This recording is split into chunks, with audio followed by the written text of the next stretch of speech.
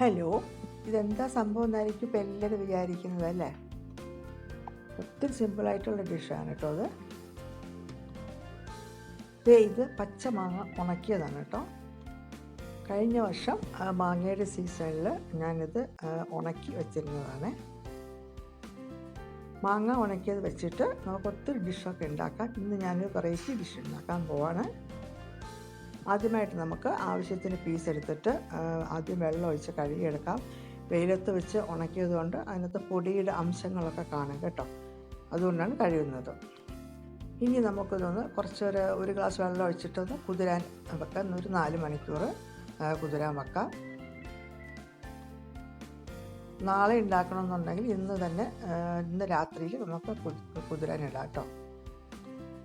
ഇതിപ്പോൾ ഞാൻ രാവിലെ ഒരു 6 മണിക്ക് വെള്ളത്തിൽ കുതിരാനിട്ടതാണ്. ഇതിപ്പോൾ ഒരു 11 മണിയായപ്പോഴത്തേക്ക് നല്ല വരെ കുതിർന്ന് വന്നിട്ടുണ്ട്. ഈ കുതിർത്ത വെള്ളം നമുക്ക് കളയണ്ട കേട്ടോ. ഈ മാങ്ങയുടെ പുളിപ്പ് രസമൊക്കെ അതിനകത്ത് കാണും. ആ വെള്ളത്തിൽ തന്നെ നമുക്ക് അല്പം ഉപ്പോട് ചേർത്തിട്ട് നമുക്കതൊന്ന് വേവിച്ചെടുക്കാം. എളുപ്പം വെന്ത് കിട്ടണമെങ്കിൽ നമുക്ക് പ്രഷർ കുക്കറിനകത്ത് വെച്ചിട്ട് ഒരു 2 മിനിറ്റ് വേവിച്ചെടുത്താൽ മതി. 2 വിസിലിൽ വെന്ത് കിട്ടും. ഇനി നമുക്ക് ചെയ്യാനുള്ളത്, ഒരു മിക്സിയിലെ ജാറിൽ ഒരു 1/2 ബൗൾ തേങ്ങ തിരുമ്മിയതെടുത്തിട്ടുണ്ട്. അതൊന്ന് പറഞ്ഞോട്ടെ, ഞാൻ ഒരു പച്ചടിയാണ് ഉണ്ടാക്കാൻ പോകുന്നത്. അപ്പോൾ ഈ കുതിർത്ത വെള്ളം ഒഴിച്ച് തന്നെ നമുക്കത് തേങ്ങായി നല്ലതുമാതിരി ഒന്ന് അരച്ചെടുക്കാം. നല്ലതുമാതിരി അരച്ചെടുത്തിട്ടുണ്ട്. ഇനി നമുക്ക് സാധാരണ പച്ചടിക്ക് അരയ്ക്കുന്ന കണക്ക് ഒരു പച്ചമുളക്, കറിവേപ്പില, അല്പം ജീരകവും പിന്നെ അല്പം കടുകും കൂടി ചേർക്കണം കേട്ടോ. കടുകും കൂടി ചേർത്തിട്ട് നമുക്കത് അരച്ചെടുക്കാം. ചില സ്ഥലത്ത് ഇത് പച്ചടി എന്നും പറയും, ചിലർ ഇത് കിച്ചടി എന്നും പറയാറുണ്ട്. അത് ഞാനത് അരച്ചെടുത്തു. വേവിച്ച മാങ്ങയിലേക്ക് മിക്സ് ചെയ്യാം. ഇനി നമുക്കതിലേക്ക് നല്ല തിക്കായിട്ടുള്ള തൈര് ചേർക്കാം കേട്ടോ. ഒരു അര ബൗളോ അല്ലെങ്കിൽ നമ്മുടെ ആവശ്യത്തിനനുസരിച്ച് ചേർക്കാം കേട്ടോ. നല്ല മാതിരി മിക്സ് ചെയ്യാം.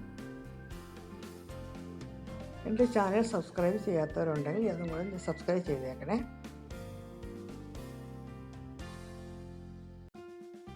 ടേസ്റ്റ് ചെയ്ത് നോക്കിയിട്ട് ആവശ്യത്തിന് ഉപ്പ് വേണമെങ്കിൽ ചേർക്കാം. ഉപ്പ് ആവശ്യമെന്ന് തോന്നുവാണെങ്കിൽ ചേർക്കാം കേട്ടോ.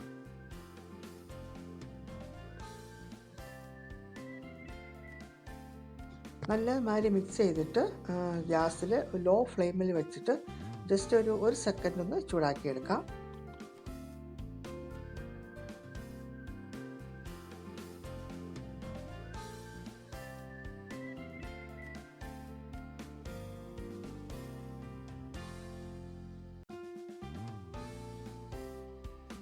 അടുത്തതായിട്ട് നമുക്ക് കടുക് വറുക്കണം. സാധാരണ കടുക് വറുക്കുന്ന കണക്ക് തന്നെയാണ് കറിവേപ്പില ഇടുക, റെഡ് ചില്ലീസ് ചേർക്കുക, കടുക് ചേർക്കണം.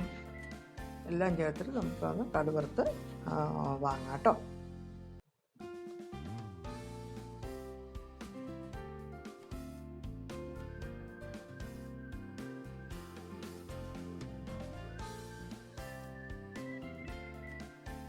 കടുക് വറുത്തിട്ട് ഞാൻ ആ പച്ചടിയിലേക്ക് ഒഴിക്കുകയാണ്.